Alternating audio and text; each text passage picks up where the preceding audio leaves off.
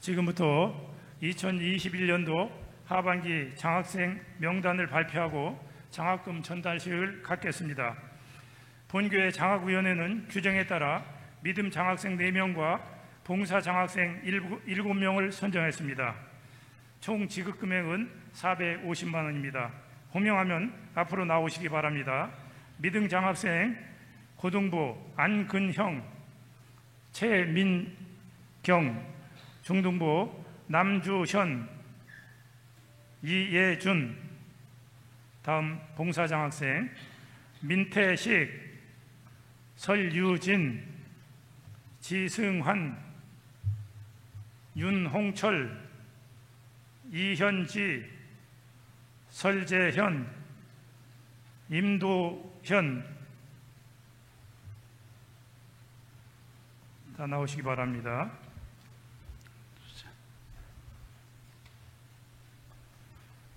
먼저 고등부 안근형 앞으로.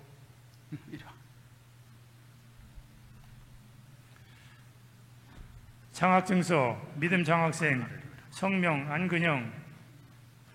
부서 고등부 우리 학생은 믿음이 신실하며 교회 생활에 다른 학생이 모범이 되므로 신성교회 장학위원회 규정에 따라 2021년도 2학기 믿음 장학생으로 선발하여 장학금과 증서를 수여합니다.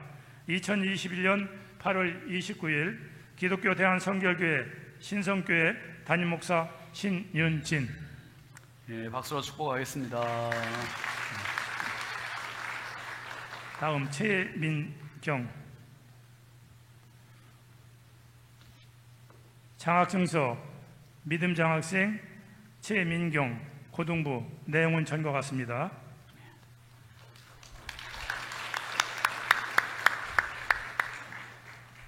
다음은 남주현. 장학증서 믿음 장학생 성명 남주현, 부서 중등부.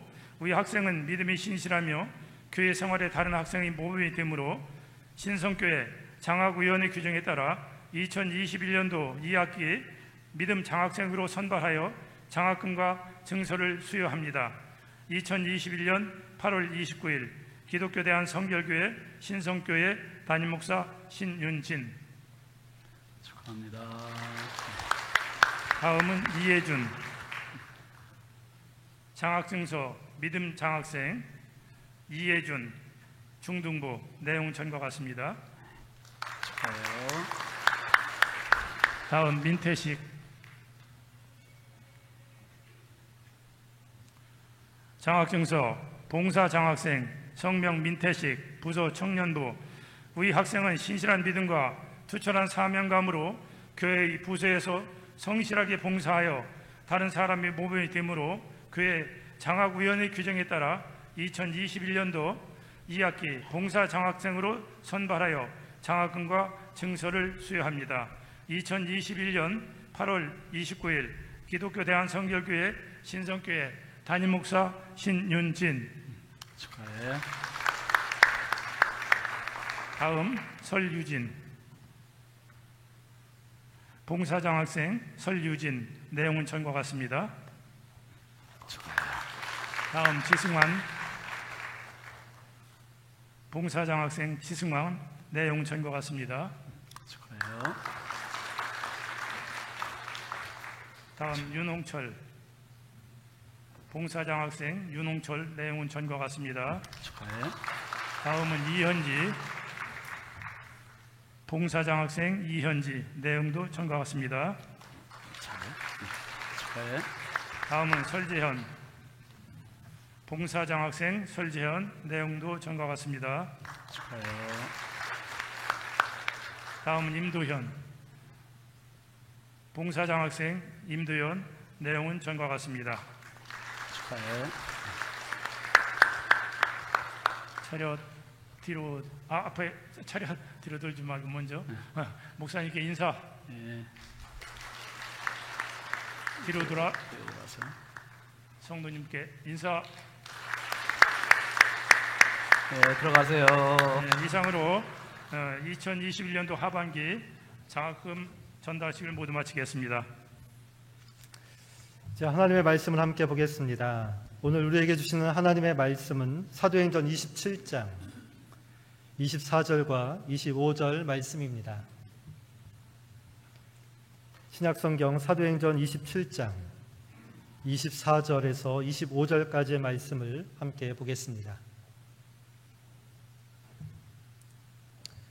이 시간 하나님의 말씀을 한 목소리로 읽겠습니다. 바울아, 두려워하지 말라. 내가 가이사 앞에 서야겠고 또 하나님께서 너와 함께 항의하는 자를 다 내게 주셨다 하였으니 그러므로 여러분이여 안심하라.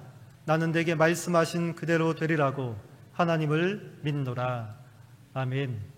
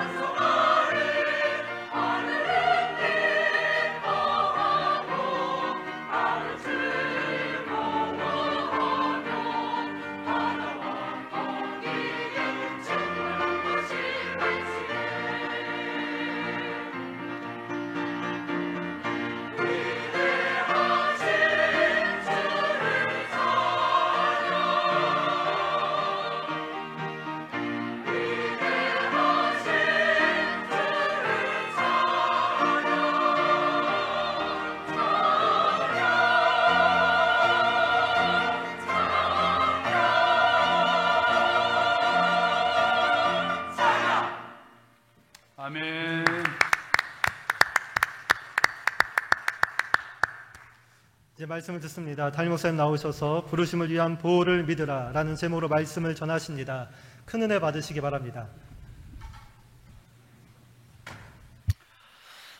광고 다 된 이야기인데요. 조금만 보충을 할게요. 여러분, 여름 내 우리가 전도 조금 쉬었어요. 8월 한 달 쉬었는데 지방 내 작은 교회 전도 지원을 이번 주 다음 주에 합니다. 그래서 목요일 날 오후 1시 30분에 오셔서 많이들 좀 예수 마을 교회 지원해 주시기 바랍니다. 그리고 신성의 아침 9월호가 나왔는데 이제 조금 두꺼워졌죠, 여러분. 주일 낮설교 지난 7월 18일부터 8월 8일까지 넉 주간 동안 주일 분량을 삽입을 했습니다. 그래서 여러분 콘텐츠 순서 차례 보시면 12페이지, 28페이지, 44페이지, 60페이지는 주일 설교 분량을 요약을 해서 실었습니다. 그래서 주일날도 함께 하실 수 있도록 그렇게 좀 했고요. 주일날은 다 그냥 빨간색으로 통일을 했습니다. 그리고 인쇄소하고 우리 교회하고 일정이 9월 달에는 추석 연휴가 끼어서 조금 10월분 나오는 일정이 조금 안 맞아요. 그래서 10월 첫째 주일날 10월 달 이렇게 나오게 됩니다. 그래서 매달 이제 전달 마지막 주에 나와야 이제 다음 달 성도님들이 받으시고 바로 보실 수 있는데 10월 달치가 추석 연휴 때문에 10월 첫 주일날 나오게 돼서 여러분 9월 달 마지막 보시면 마지막에 10월 1일, 2일까지 이렇게 지금 추가가 되어 있습니다. 그리고 10월 달 나올 때는 10월 1일, 2일도 다시 넣고 하도록 하겠습니다. 그래서 제가 이거 신성의 아침 만들면서 계속 고민하는 거예요. 어떻게 하면 더 좋게 만들까, 성도들에게 더 귀한 묵상집을 드릴까 지금 고민이 많아서 이제 9월부터는 주일 설교도 요약해서 한번 좀 실어보고 앞으로는 이 사이즈를 조금만 더 키워보려고요. 그러면서 이제 메모할 수 있는 좀 여백도 좀 드리면서 제대로 된 묵상집을 좀 성도님들에게 선물해드리겠다 그 생각이 있습니다. 지금 코로나 때문에 부수를 조금 줄여서 600부 지금 만들어놨는데 600부에 이게 이제 110만 원 들었습니다. 110만 원 들어서 엊그제 금요일 날도 어떤 집사님 가정에서 신성의 아침 헌금을 이렇게 해주셨는데 그동안에 여러분들이 헌금하셔서 이게 지금 제작이 되고 있어요. 그래서 문서 선교 헌금으로 여러분들이 기쁨으로 참여하시면 뭐 금액이 크든 작든 그러면 신성의 아침을 제작하는데 유용하게 사용하겠습니다. 참고하시길 바랍니다. 그리고 아까 광고했지만 홍순진 집사님, 이예숙 권사님 가정의 하영이하고 개성득 집사님, 최정혜 집사님 가정의 은하가 이번 토요일날 결혼하잖아요. 참 청년들 둘이 우리 교회 청년들이에요. 결혼한다는데 얼마나 제가 기쁜지 말할 수가 없어요. 둘이 결혼한다고 제 방을 찾아왔는데 제가 그냥 눈물이 날 정도로 너무 기쁘고 축복을 해줬어요. 애들. 오늘 2부에 와서 같이 이제 성도들 앞에 인사했는데 3부는 또 아이들이 교육부서 교사로 지금 섬겨서 가 있습니다. 어쨌든 뭐 결혼식에 지금 49명까지밖에 입장을 못하니까 참 아쉬움이 있습니다만은 여러분은 이렇게 마음으로나마 많이 축하해 주시고 축복해 주시기 바랍니다. 그래서 청년들도 예식장 못 가잖아요. 그래서 청년들 오늘 사부 예배 1시 반에 청년 예배인데 청년 예배 때 우리 두 사람 예비 결혼식 합니다 오늘. 그래서 청년들이 축가 불러주고 선물 주고 뭐 폭죽 터뜨리고 그렇게 다 할 거예요. 이게 여러분들 결혼식장 못 가는 분들은 오늘 1시 반에 오시면 되겠습니다. 그래서 은혜로운 또 그런 예식이 될 것 같습니다.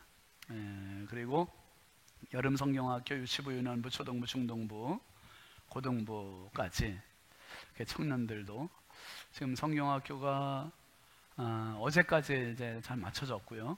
그리고 수련회는 학생회가 어제, 오늘, 다음 주일까지 진행이 되고요.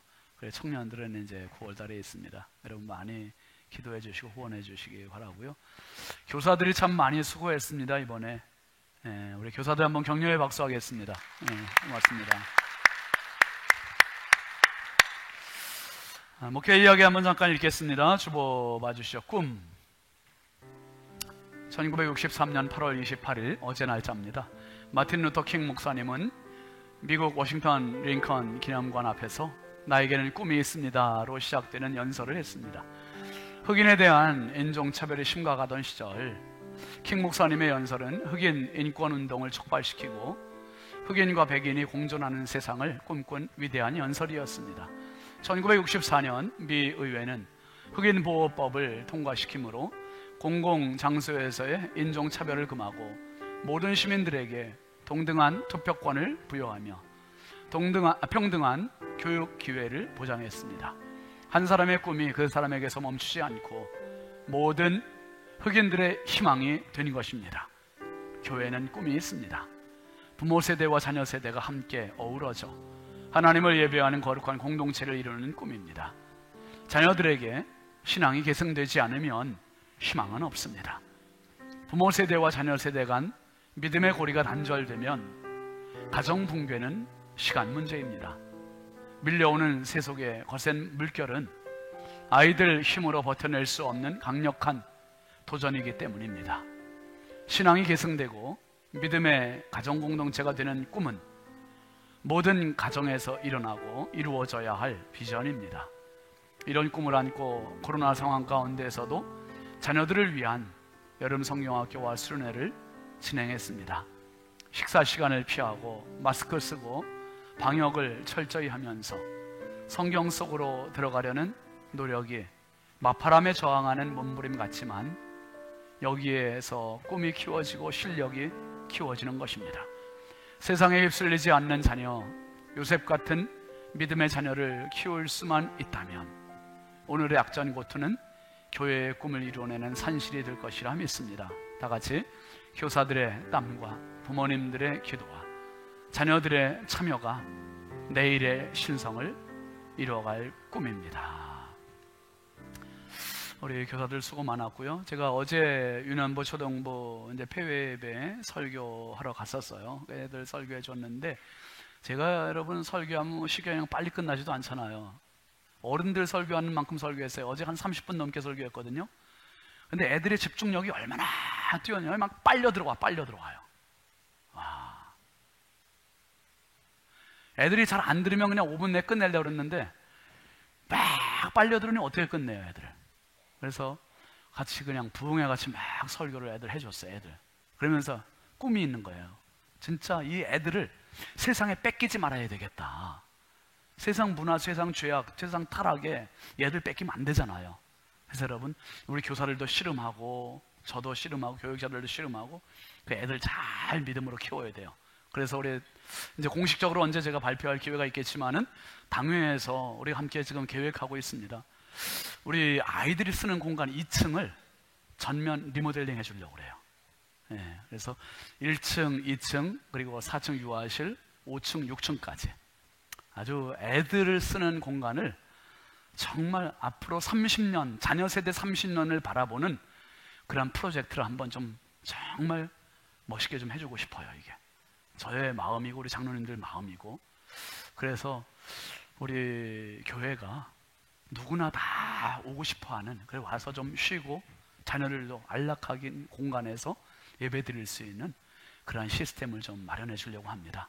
여러분 많이 기도로 협력해 주시고 준비가 잘 될 수 있도록 응원해 주시기 바랍니다. 기도합시다.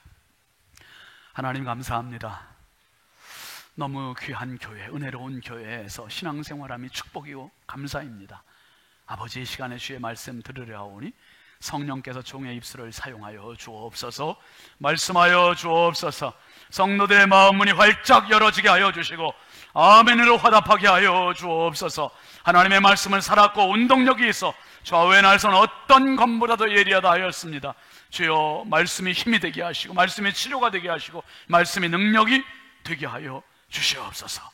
주께서 오늘 우리 가운데 역사하실 줄 믿사옵고 예수 그리스도의 이름으로 축복하고 간절히 기도합니다. 아멘. 우리 앞뒤 좌우 축복하겠습니다. 사랑합니다. 축복합니다.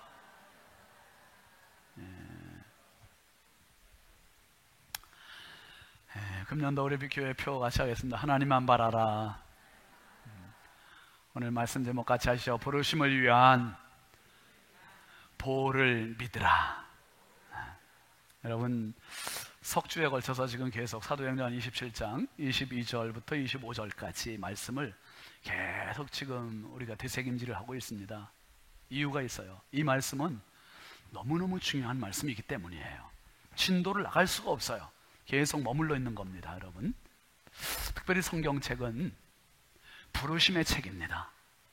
하나님께서 우리를 계속 상황에 따라, 역사에 따라 계속 부르시는 거예요. 하나님의 사람들을 부르시는데 최초의 부르심이 창세기 3장 9절에 나오거든요. 같이 보시죠. 시작. 여호와 하나님이 아담을 부르시며 그에게 이르시되 내가 어디 있느냐. 이게 첫 번 부르심이에요.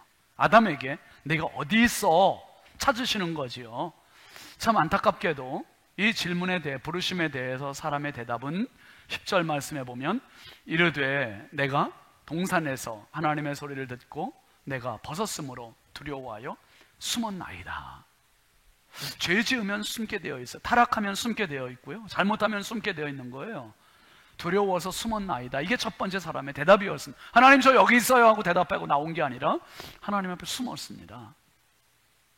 타락한 죄인, 범죄한 죄인이 하나님의 낯을 피하여 숨은 이때부터 하나님은 계속 찾으신 거예요. 부르신 거예요. 죄를 범한 사람들을 살려주시기 위해서 그때 하나님의 종들을 부르셨는데, 의인 노아를 부르시고 복의 사람 아브라함을 부르시고 이삭을 부르시고 야곱을 부르시고, 창세기 46장 2절 한번 같이 보시죠. 시작. 그 밤에 하나님이 이상 중에 이스라엘에게 나타나 이르시되 뭐라고요? 야곱아 야곱아 하시는지라. 야곱이 이르되 내가 여기 있나이다 하며, 야곱아 야곱아. 이스라엘을 출애굽시켰던 영도자 모세를 하나님께서 부르시기 위하여 모세에게 콜링하십니다. 출애굽기 3장 4절 보실까요? 여러분 읽을 때는요 저만 읽지 않고 여러분도 크게 같이 읽어주세요. 같이 시작. 그가 보려고 돌이켜오는 것을 보신지라. 하나님이 떨기나무 가운데서 그를 불러 이르시되 그가 이르되 내가 여기 있나. 영상으로 함께하는 가족들도 읽으세요. 그 자막 읽으셔야 돼요. 자꾸 입을 벌려야 시인이 되는 거고요, 시인이 돼야 내 안에 믿음도 들어오는 거예요. 입 다물고 있으면 안 됩니다. 모세야 모세야 그랬어요. 최초의 선지자였던 사무엘을 부르실 때도 어린 사무엘을 하나님께서 부르셔요. 하나님의 음성이 뭔지도 모를 때 하나님께서 부르셨는데요, 그 콜링하는 장면이 사무엘상 3장 10절입니다. 시작. 여호와께서 임하여서서 전과 같이 사무엘아 사무엘아 부르시는지라. 사무엘이 이르되 말씀하옵소서 주의 종이 듣겠나이다. 이게 시행착오가 있었죠. 처음에 부르셨을 때 몰랐어요. 제사장이 부르는 줄 알고 제사장 찾아갔잖아요. 두 번째도 그랬어요. 세 번째로 갔더니 제사장 엘리 제사장이 야 하나님 부르시는 거야, 하나님께 종이 여기 있습니다, 말씀하십시오, 그렇게 얘기하라 그랬더니 사무엘이 그대로 하지 않습니까? 근데 공통점이 있죠 여러분. 하나님께서 부르실 때 사람들이 이름을 몇 번씩 부르셔요? 두 번씩 부르시네요. 왜 그렇죠? 왜 두 번씩 부르세요? 이유가 뭘까요? 뭐 하나님 마음이시죠. 그런데 아마 다급해서, 간절해서, 너무 안타까워서 두 번씩 부르시는 거다, 그 생각이 들어요. 예수님 공생을 시작하시면서도 제일 첫 번째 사역이 콜링이었습니다. 부르심, 제자들 부르시는 거예요. 마태복음 14장 17절부터 20절까지 같이 보십니다. 시작. 이때부터 예수께서 비로소 선파하여 이르시되 회개하라 천국이 가까워 왔느니라 하시더라. 갈릴리 해변에 다니시다가 두 형제 곧 베드로라 하는 시몬과 그의 형제 안드레가 바다에 금을 던지는 것을 보시니 그들은 어부라. 말씀하시되 나를 따라오라. 내가 너희를 사람을 낚는 어부가 되게 하리라 하시니 그들이 곧 그물을 버려두고 예수를 따르니라. 제자들 부르시는 사역. 그리고 사도들 중에 우리 기독교 역사상 가장 위대한 사도인 바울 사도. 바울이 바울 되기 전 사울이었을 때 그도 하나님께 부름을 받았습니다. 사도행전 9장 3절 4절 같이 보시죠.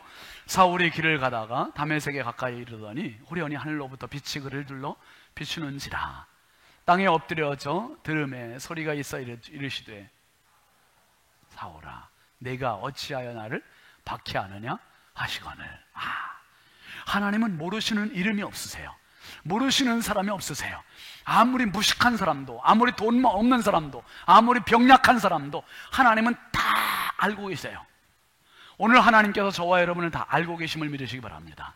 그래서 내 이름도 부르시고 알고 계세요. 내 아픔도 알고 계시고, 내 눈물도 알고 계시고, 내 속상함도 알고 계시고, 내가 지금 하나님을 멀리 떠나 있는 것도 알고 계시고, 하나님을 등지고 있는 거 다 알고 계시고, 내 속상함은 다 알고 계신 하나님이세요.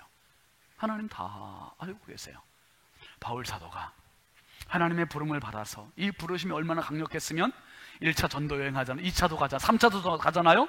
수많은 역경, 그 파도, 그 강의 위험, 그 채찍질, 그 감옥 다 이겨가면서 3번의 전도 여행 다 마친 거예요. 그리고 예루살렘 여행까지 왔습니다. 근데 예루살렘에서 또 로마까지 가는 거예요. 왜요?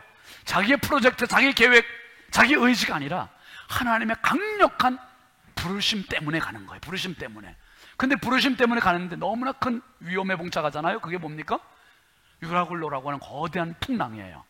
배에서 풍랑을 만났으니 이걸 이길 재간이 없고, 무려 10나흘 동안이나 칠흑 같은 캄캄함과 싸워야 됐고, 그리고 유라굴로는 거대한 풍랑이 가실 기미가 보이지 않는 거예요. 너무 힘겨운. 그러니까 다른 사람들은 생필품 다 버리죠. 배 기구 버리죠. 다 혼비백산이 된 거예요. 이제 다 지쳤습니다. 바울도 지쳤어요. 그런데요, 희한한 일은 그 쓰러져 있는, 낙심의 절망적에 있는, 구원의 여망이 전혀 없는 그 276명 그 사람들에게 바울도 똑같이 힘들 텐데 이 사람이 일어나서 한 말이 있잖아요. 사도행전 27장 22절 같이 보시죠. 시작. 내가 너희를 권하노니 이제는 안심하라. 너희 중 아무도 생명에는 아무런 손상이 없겠고 오직 배뿐이리라. 한번 따라 하시죠. 이제는 안심하라. 아니, 아직도 풍랑이 일고 있어요. 근데 안심하래요. 무슨 근거를 가지고, 무슨 배짱을 가지고 이렇게 말하는 겁니까? 바울은 들었어요. 뭘 들었냐면 하나님의 음성을 들은 겁니다. 들은 음성, 그게 23절이에요 시작. 내가 속한 바 곧 내가 섬기는 하나님의 사자가 어젯밤에 내 곁에 서서 말하되. 들은 이야기가 있으니 담대한 겁니다. 여러분, 하나님의 말씀을 들으면 담대해요. 하나님의 말씀을 들으면 확신이 있어요. 하나님의 말씀 들으면 용기가 있어요. 하나님의 말씀이 들으면 미래에 대한 믿음이 생기는 겁니다. 여러분, 하나님의 말씀 소유하시길 주의 이름으로 축원합니다. 말씀의 사람 되는 게 이렇게 중요한 거예요. 말씀이 없는 사람은 276명 다 쓰러져 있어도 말씀 들으면 그 사람 한 명 일어서는 거죠. 근데 바울은 이 들은 이야기의 내용이 뭐였습니까? 그 들은 내용이 24절 보실까요? 시작. 바울아, 두려워하지 말라. 내가 가이사 앞에 서야 하겠고 또 하나님께서 너와 함께 항해하는 자를 다 내게 주셨다 하였으니. 하나님이 주신 음성이 그거였어요. 한번 따라해 보시죠. 바울아, 두려워하지 말라. 여러분, 두려움은 본능이고요, 두려워하지 않는 건 믿음이에요. 두려움은 누구에게나 찾아오는 본능이에요. 상황에 따라 어이구 무서워, 어이구 불안해, 이거는 본능이에요. 본능. 근데 두려워하지 않을 수 있는 것은 믿음이에요. 말씀을 가진 자가 가질 수 있는 믿음, 두려워하지 않을 수 있는 믿음, 이 믿음이 여러분의 것이 되기를 주의 이름으로 축원합니다. 바울에게 이 음성 들렸는데요, 바울이 이 음성을 처음 들은 게 아니에요. 23장 11절 말씀도 한번 볼까요? 시작. 그날 밤에 주께서 바울 곁에 서서 이르시되 담대하라. 내가 예루살렘에서 나의 말을 증언한 것 같이 로마에서도 증언하여야 하리라 하시니라. 바울이 예루살렘에 왔을 때 예루살렘에서 사내들인 공회원들이 바울을 죽이려고 했잖아요. 그 공회에서 바울이 어려움을 겪고 그날 밤에 하나님께서 음성을 들려주신 거예요. 성령으로. 그 음성이 뭐였냐면 바울 곁에서 담대해, 힘내, 파이팅해, 바울 파이팅해, 예루살렘에서 너 잘했어, 로마까지 가야 돼, 로마 황제 시저 앞에까지 가야 돼. 그러니까 낙심했다가도 힘이 나는 거지. 힘이. 힘들다가도 다시 엔커리지가 되는 거죠. 힘이 나는 거예요. 여러분, 바울은 자기 힘으로 사는 인생이 아니었어요.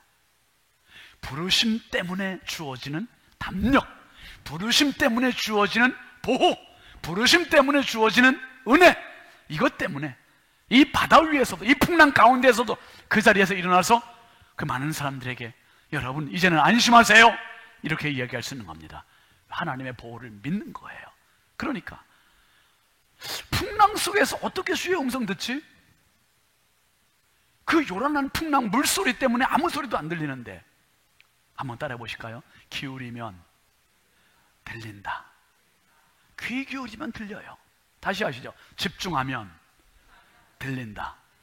집중하면 들려요. 여러분, 갓난아기를 둔 엄마가 너무 고뇌해서 아기가 잠잘 때 잠깐 눈을 붙이기 위해서 잠깐 자요. 밖에 차 소리가 들리고 오토바이 소리도 들리고 별 사람들 써드는 소리도 들리고, 그래도 그런 소리 안 들리고 엄마도 같이 코 골면서 자요. 그런데 아기가 하고 울면 엄마가 그 소리 들려요, 안 들려요? 코 골다가도 탁! 그래. 이게 엄마예요. 왜요? 엄마의 초미의 관심은 아기에게 있으니까. 성도의 초미의 관심사는 주의 음성입니다. 아멘이죠. 주의 음성 귀 기울이고 주의 음성 집중하고 주의 음성 바라보고 있으면 언제든지 주의 음성 들리는 거예요. 들려. 그 음성 들어야 살아요. 들어야 보호받고요.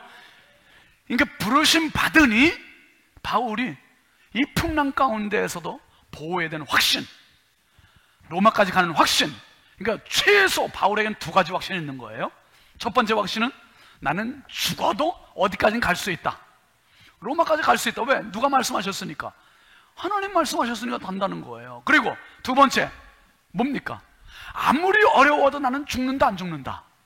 안 죽는다. 왜? 사명이 있으니까. 그러니까 부르심 받은 자에겐 사명이 있고 사명이 있는 자는 보호하시고, 이게 세 개가 항상 같이 다니는 거예요. 같이 한번 따라하시죠. 부르신 자에게는 사명이 있고 사명자에게는 보호가 있다.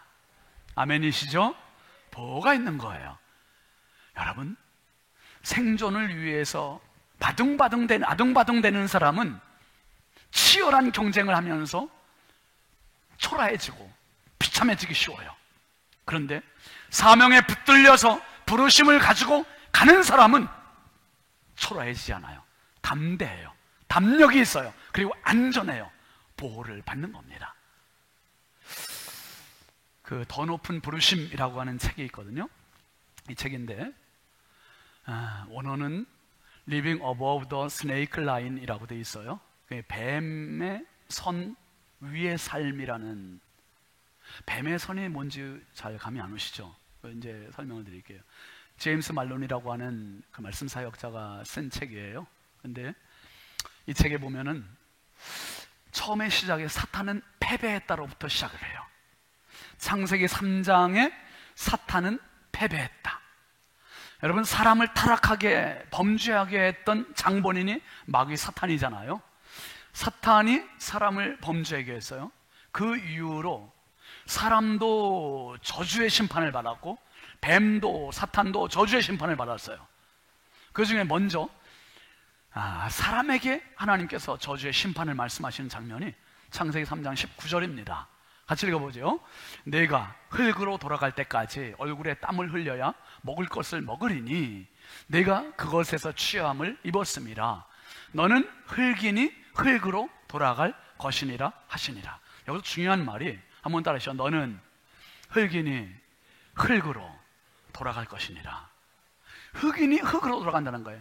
지금은 살이잖아요. 피부잖아요. 그런데 이게 흙이에요. 썩으면 흙이에요. 죽으면 흙이 되는 거예요. 지금 죽지 않았으니까 피부요, 살이지만 이게 흙으로 만들어진 존재라는 거예요.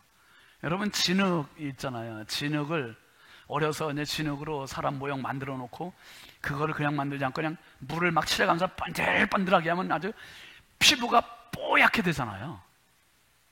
마찬가지로 우리도 지금 다 진흙에다 물 발라놓은 것 같이 다 화장을 해놓으니까 뽀얗잖아요. 이렇게 다 뽀얘지는 거예요. 근데 이게 흙이에요, 흙.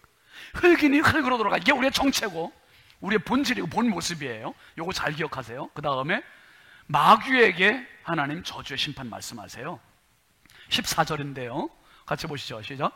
여호와 하나님이 뱀에게 이르시되 내가 이렇게 하였으니 내가 모든 가축과 들의 모든 짐승보다 더욱 저주를 받아 뭐로 다니고 배로 다니고 살아있는 동안 흙을 먹을지니라. 이건 무서운 말이에요. 한번 따라하세요. 살아있는 동안 살아있는 동안 흙을 먹는데요. 살아있는 동안 흙을. 이걸 아까 19절 말씀과 연결시켜 보면 너는 흙이니 흙으로 돌아갈지니라. 우리가 흙이래요. 뱀에게 사탄에게 내가 살아있는 동안 흙을 먹을지니라. 그러니까 사탄은 살아있는 동안 무적행으로 빠지기 직전까지 사탄은 누구를 먹으라 된다는 거예요. 식물을 먹는 것도 아니고 동물을 먹는 것도 아니고 사탄의 먹잇감은 사람이에요. 사람. 우리가 사탄의 먹잇감이라는 거예요. 사탄은 동물들을 먹잇감으로 여기지 않아요. 어떤 사료를 먹잇감으로 하지 않고 밥을 먹잇감으로 하지 않고 사람을 먹잇감으로 하는 거예요. 사람. 살아있는 사람을. 이게 무서운 말씀이잖아요. 그러니까 보세요. 얼마나 많은 사람들이 지금도 사탄의 놀이개가 되어서 타락하고 범죄하고 교도소 들어가고 가정이 무너지고 자살하게 되고 이렇게 끝나는 인생이 얼마나 많습니까? 여러분, 하나님의 사람은 이 현상을 봐야 돼요. 아, 내가 흙이지만 나는 사탄의 먹이가 되지 말아야지. 사탄의 먹이가 되지 않는 방법이 뭔가? 그 방법을 그 다음 절 14절 뒤에 있는 15절에 이렇게 말씀하는 겁니다. 같이 볼까요? 시작. 내가 너로 여자와 원수가 되게 하고 내 후손도 여자의 후손과 원수가 되게 하리니 여자의 후손은 내 머리를 상하게 할 것이요 너는 그의 발꿈치를 상하게 할 것이니라 하시고, 여자의 후손과 원수가 되게 한대요. 여자와 원수가 되게 한대요. 그러면서 여자의 후손이 누군가? 요 말씀을 쉬운 성경 번역본으로 한번 보실게요. 시작. 내가 너와 여자를 서로 원수가 되게 하고 내 자손과 여자의 자손도 원수가 되게 할 것이다. 여자의 자손이 내 머리를 뭐하고? 부수고 너는 그의 발꿈치를 물 것이다. 마귀를 향한 하나님의 저주의 말씀은 이거예요. 여자의 자손이 내 머리를 부수고. 우리 지금 한글 개역 개정판 성경에는 똑같이 취급이 되어 있네요. 여자의 후손이 내 머리를 상하게 하고 너는 그의 발꿈치를 상하게 한다. 똑같이 상하게로 표현이 되어 있어요. 상한다, 상한다. 이게 감이 잘 안 오시죠?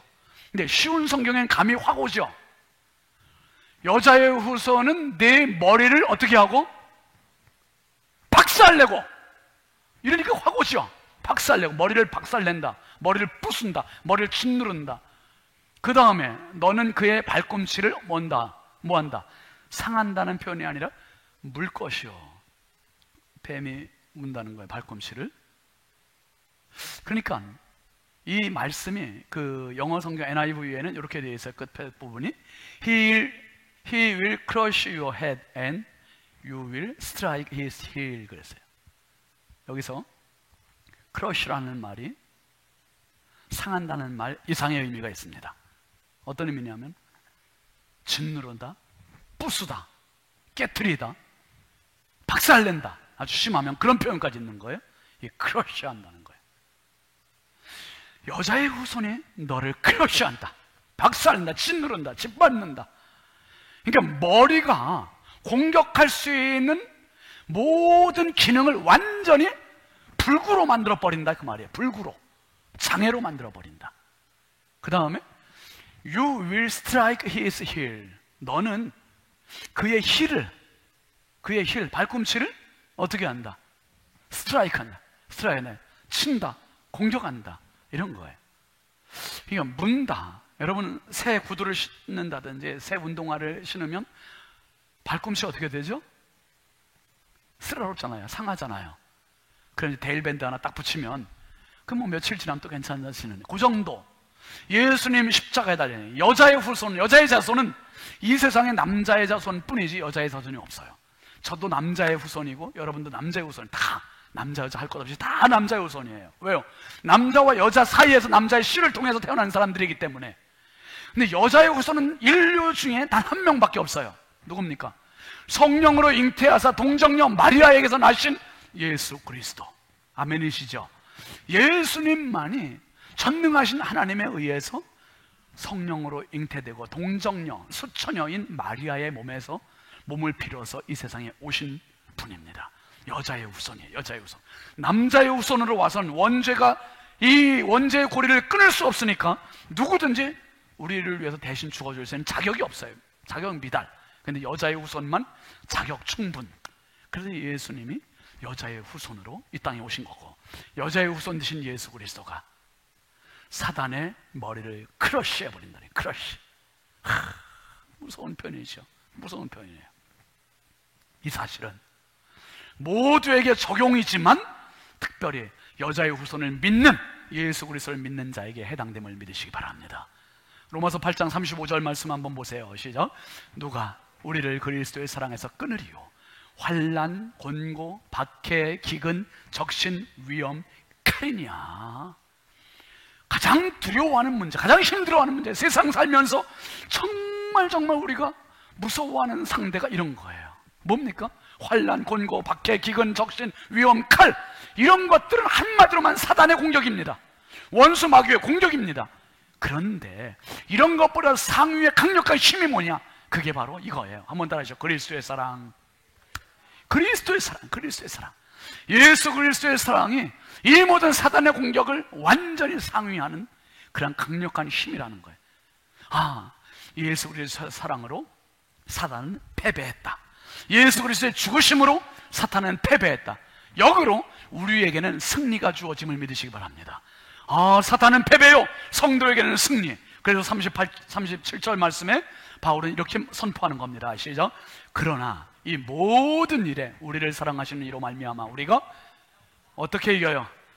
넉넉히 이기느니라. 할렐루야. 넉넉히 이기느니라. 이 원어 헬라어 성경에 보면 이 넉넉히 이기느니라 이 표현이 히페르니카오라는 말로 되어 있어요. 히페르라는 말은 뭐뭐 위에, 그 너머에, 아주 높이, 그 이상, 풍족하게, 이런 뜻이에요. 히페르. 그 다음에 니카오라는 말은, 그 어근 니카오라는 말을 보면 N-I-K라는 말이 되어 있는데, 이 N-I-K 이 말은 영어에 나이키의 어원이 된 말이에요. 나이키 혹시 들어본 적 있으세요? 네, 승리라는 말이에요. 승리. 그러니까 히페르, 넉넉하게, 여유있게, 충분하게 나이키 하는 사람이 됐다 이 말이에요. 우리가. 아, 히페르 나이키. 히페르 나이키. 누구로? 그로 말미암아 예수 그리스도, 내가 단독으로 승리한 게 아니라 예수 그리스도로 말미암아 사단을 크러쉬해 버리셨고, 그리고 우리는 1대 0으로 가까스로 이긴 게 아니고 2대 0으로 조금 이긴 게 아니라 100대 빵, 1000대 빵, 만대 빵, 완전히 여유있게, 충분하게, 넉넉하게, 풍족하게 이기게 됨을 믿으시기 바랍니다. 이게 성도의 삶이에요. 이게 성도의 삶. 이게 성도의 삶. 얼마나 강력합니까? 여러분, 뱀은 그 올라가는 고지가 3000m 이상은 못 올라간대요.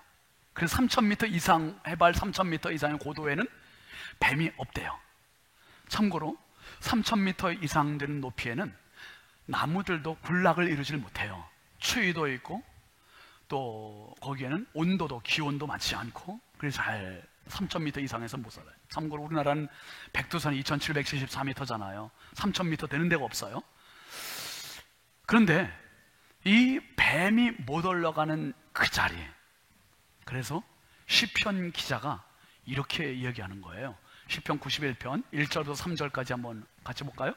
지존자의 은밀한 곳에 거주하며 전능자의 그늘 아래 사는 자여, 나는 여호와를 향하여 말하기를 그는 나의 피난처요 나의 요새요 내가 의뢰하는 하나님이라 하리니, 이는 그가 너를 새 사냥꾼의 올무에서와 심한 전염병에서 건지실 것이미로다. 91편 1절 말씀에 보면 뭐라고 그랬냐면 지존자의 은밀한 곳에 거주하는 사람. 지존자는 누구를 말합니까? 하나님이 거하시는 곳에 사는 사람이 누가 있어요? 그 높은 곳에. 그런데 거기에 사는 사람, 거주하는 사람, 전능자이신 하나님의 그늘 아래 사는 사람, 그리고 2절 말씀에 뭐라 그랬어요? 나는 여호와를 향하여 말하기를 그는 나의 피난처요 나의 요새요 내가 의뢰하는 하나님이라, 그렇게 고백하고 사는 사람, 그 사람에게는 3절 말씀에 보면 새 사냥꾼의 올무에서, 심한 전염병에서 건짐을 받는다는 거예요. 새가 날아서 올라갈 수 있는 높이가 한계가 있어요. 뱀이 올라갈 수 있는 높이가 있습니다. 전염병이 올라갈 수 있는 높이가 있습니다. 그런데 그 이상 높이에는 안전하다는 거예요. 안전해요. 지존자의 은밀한 곳에 거주하는 사람, 전능자의 그늘 아래에 사는 사람, 그 사람은 하나님을 자기의 피난처로 삼고 사는 사람, 그 사람이 바로 하나님의 사람이라. 하나님의 사람, 그 사람은 안전해요. 여러분, 바울 사도가 바다 위에서 그 풍랑 열나흘 동안 겪으면서 똑같이 어려워요, 똑같이 힘들어요. 그런데도 그의 입에서는 안심하라고 얘기해 나와요. 왜요? 자기는 지금 보호받고 있으니까, 안전하니까. 누가 보호하세요? 지존자가 보호해 주시고, 전능자가 보호해 주시고, 부름받은 사명자요 소명자요. 그러니까 안전한 확신 있는 거예요. 담력 있는 거죠. 여러분, 사진 한 장 보여드릴게요. 혹시 인천에 있는 데인데요, 혹시 보신 분 계세요? 한번 손 들어보세요. 아무도 안 계시네요. 1부에도 아무도 안 계셨고 2부에서는 딱 2분이 여기 갔다 왔다고 하시더라고요. 이 인천 인하공전 안에 있는 건물인데, 이게 수준 원점이라고 하는 건물이에요. 이게 뭐냐 하면 대한민국의 기준이 되는 겁니다. 기준. 해발 26m에 있는 높이에 있는 건데요, 우리나라의 모든 건물을 세울 때, 모든 도시를 계획할 때 해발 몇 미터냐 이건 꼭 확인을 하잖아요. 이 해발의 기준이 되는, 그러니까 인천 앞바다가 대한민국의 표준이에요. 표준. 와, 모르셨습니까? 이거예요. 인천 앞바다가. 그리고 인천이 표준이 되는 거예요. 야, 여러분, 되게 중요하죠. 그러니까 우리가 신앙생활 잘해야 돼요. 우리가 기준이 되는 거 대한민국 교회에. 이거 대단하잖아요. 우리가 자녀 교육 잘 시켜야 돼요. 자녀 교육의 기준이 되는 거예요, 우리 대한민국에. 우리가 잘 살아야 돼요. 대한민국의 경제 수준의 기준이 되는 거예요, 인천이.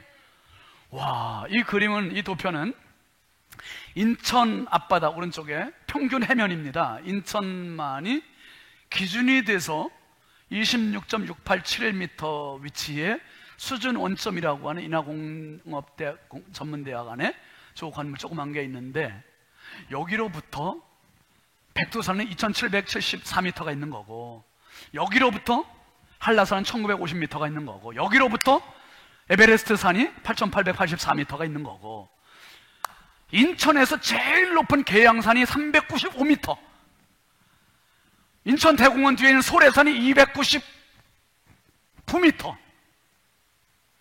그러니까 400m 높이에서 칼을 들고 쫙 훑으면 인천에 걸리는 거 있어요, 없어요? 인천은 아주 겸손한 도시예요. 400m 아래, 다 우리는 400m 아래. 근데 여러분, 역으로 이걸 생각하셔야 돼요. 3000m 아래에 있기 때문에 여긴 뭐가 득실거린다? 뱀이 득실거린다. 사탄이 득실거린다는 사실이에요. 마귀의 사탄이 득실거려요. 음란의 마귀들이 득실거리고, 죄악의 마귀들이 득실거리고, 타락의 마귀들이 득실거리고, 향락의 마귀들이 득실거리고, 동성의 마귀들이 득실거리고, 온갖 죄악으로 가득 찬 마귀들이 득실거리면서 유혹하고 공격하고 넘보고 날름거리고 지금 그러고 있다 이 말이에요. 나가만 보세요. 나가면 금방 느끼잖아요. 우리가 피부로 느끼는 거 아닙니까? 3000m 아래이기 때문에. 3000m 위로 올라가면 이게 없는데, 그럼 어떡하느냐? 목사님, 나 3000m 위로 올라가고 싶어요. 그게 4층으로 올라갑니까? 4층은 3000m 돼요? 안 돼요. 4층도 갈 데가 없어요. 인천에서는 갈 데가 없어요. 대한민국에서도 갈 데가 없어요. 백두산도 3,000m가 안 되잖아요. 갈 데가 없어요. 갈 데가 없어. 롯데타워 그 123층짜리 그것도 뭐 3,500 몇 미터 들려나? 그것도 턱도 없이요. 안 돼요. 그러면 어떻게 해야 될까? 포기해야 될까? 아니에요. 이 상황 가운데에서도 3,000m 이상의 삶을 살아갈 수 있는 방법이 있어요. 방법. 그게 뭐냐? 한번 따라하시죠. 부르심. 부르심이에요. 하나님 나를 부르심에 대한 확신이 있으면 당신의 인생이 수직으로 쭉 올라가는 거죠. 3,000m 이상으로 올라가는 거예요. 3,000m 이상으로 올라가요. 바울 사도는 바다 한가운데에서 똑같은 풍랑을 겪고 있고 똑같은 어려움을 겪고 있고 똑같은 어두움을 겪고 있으면서도 그는 3,000m 이상의 인생을 스네이크 라인 이상의 모습으로 선포하는 겁니다. 그게 오늘 본문 25절이에요. 같이 보시죠. 그러므로 여러분이요 안심하라. 나는 내게 말씀하신 그대로 되리라고 하나님을 믿노라. 안전에 대한 확신, 안전에 대한 믿음, 이 분명히 얘기하잖아요. 분명. 왜요? 왜 이렇게 보호를 받는다고 그래요? 부르심이 있으니까. 로마까지 갈 것에 대한 확신이 있잖아요. 부르심. 사명에 대한 믿음이 있잖아요. 그러니까 안전에 걱정하지 마, 두려워하지 마. 여러분, 시편 91편 7절에 시편 기자는 이렇게 얘기해요. 같이 보시죠. 1,000명이 내 왼쪽에서 10,000명이 내 오른쪽에서 엎드러지나 이 재앙이 내게 가까이 하지 못하리로다. 아멘이시죠? 1,000명이 쓰러진다고 나도 쓰러질까봐 발발발발. 10,000명 쓰러지니까 나도 보나마나 쓰러질 거야. 포기. 이게 아니라 1,000명이 내 왼쪽에서 10,000명이 내 오른쪽에서 엎드러져도 그 재앙이 내게 가까이 하지 못하리로다. 할렐루야. 아, 참 멋있잖아요. 보호의 은혜. 결론입니다. 여러분, 교회라는 말은 헬라말로 에클레시아입니다. 에클레시아는 부름을 받은 사람들이란 뜻이에요. 부름받은 사람들. 부름받은 그곳에는 하나님이 계세요. 부름받은 그곳에는 성령이 함께 하세요. 부름받은 그곳이 스네이크 라인 이상의 자리예요. 부름받은 이곳, 교회가 똑같은 뱀이 득실거리는, 사탄 마귀가 득실거리는 세상 속에서 교회가 우뚝 서 있는 이유는 이리 오시오. 여기가 스네이크 라인입니다. 여기가 안전지대입니다. 여기가 바로 지존자의 은밀한 곳입니다. 여기가 전능자의 그늘 아래입니다. 이렇게 말해주는 거예요. 그분의 품에 사는 사람, 그 사람이 부름받은 사람이요, 그 사람이 안전하고 그 사람이 결국 보호를 받는 겁니다. 여러분, 생존에 붙들려 사는 인생이 아니라 사명에 붙들려 살면 부르심 때문에 하나님은 내가 나를 보호하는 것보다 더 강력한 보호막을 쳐주시고 생명사계로 안전하게 하시고 평생 그 안전 속에서 사명을 감당하게 되는 것입니다. 우리 모두 부르심을 위한 보호를 믿는 이 믿음 가지고 평생 승리하시기를 주의 이름으로 축원합니다. 축원합니다. 우리 함께 찬양하겠습니다. 주 품에 품으소서.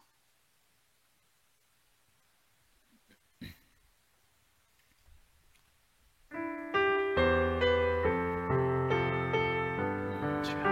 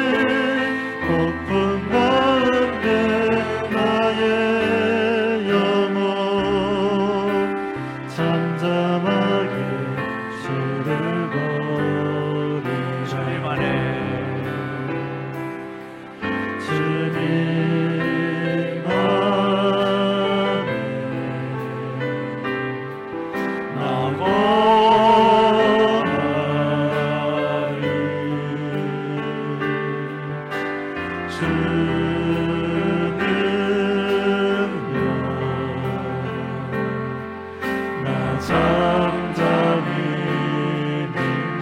흔들고 합시다. 거친 파도 날 향해 와도 주와 함께 날아오르니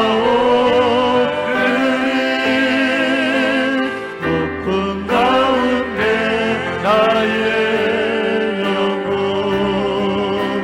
잠잠하게 주님 안에 나고 주님 안에 아멘입니다. 나고 나니 주는요 나 잠잠히 믿네 거친 파도 날 향해 와도 주와 함께 날아오르니 높은 가운데 나의 영혼 잠잠하게 주를 보리라 거친 파도 날 향해 와도 주와 함께 날아오르니 높은 가운데 나의 영혼 잠잠하게 주를 보리라 잠잠하게 주를 보리라. 잠잠하게 주를 보리라 잠잠하게 잠잠하게 주를 보리라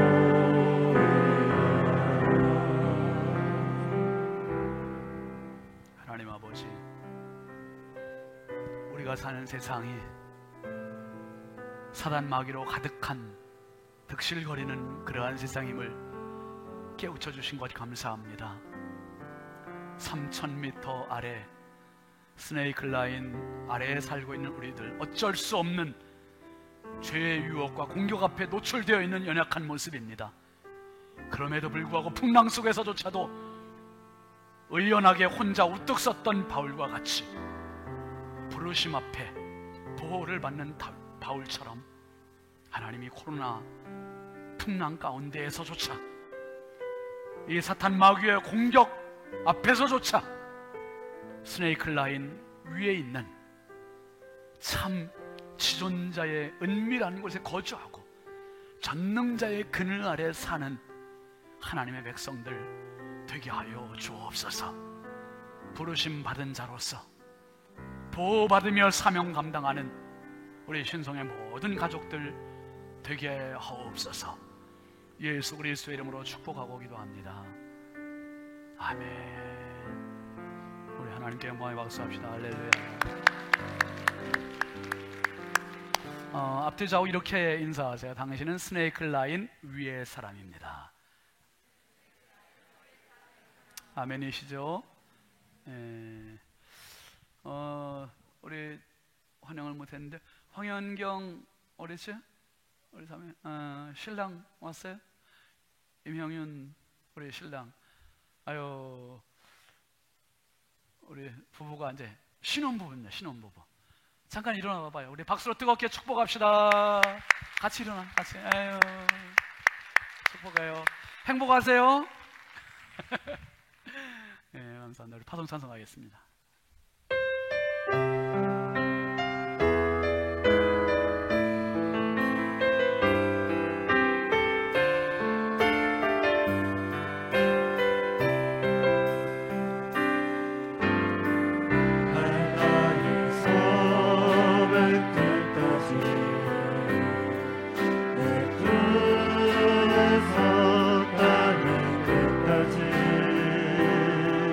주님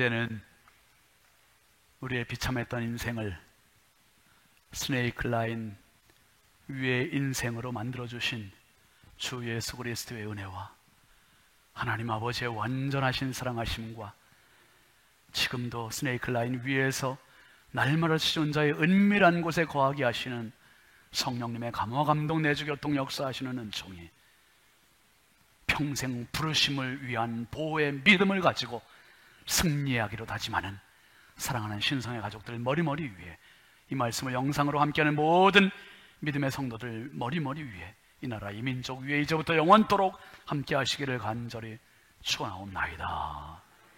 아멘.